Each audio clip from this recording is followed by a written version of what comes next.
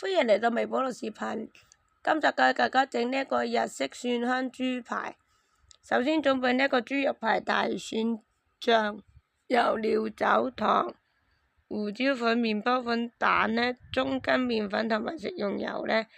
首先呢，喺一個碗入邊呢，混合醬油料酒、糖、蒜末同埋胡椒粉製成醃料，醃製一啲豬肉啦。將豬肉排放入醃料中呢，確保均勻覆蓋，醃製至少30分鐘，最好醃製2小時或者過夜使其入味。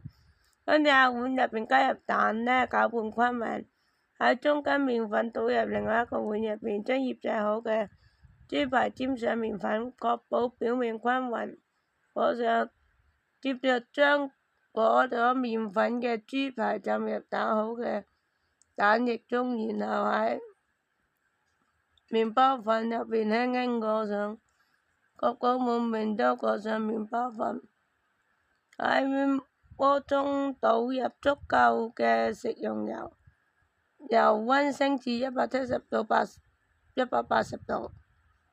喺裹好粉嘅豬排入邊呢，就放入一啲油入邊呢油炸，咁呢將每面呢就炸3到4分鐘，直到金黃色酥脆。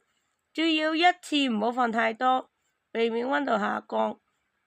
咁呢將炸好嘅豬排拎出嚟呢，咁啊放喺啲廚房紙上邊瀝油，喺多餘嘅油分呢停留喺紙巾上邊，將豬排切成薄片，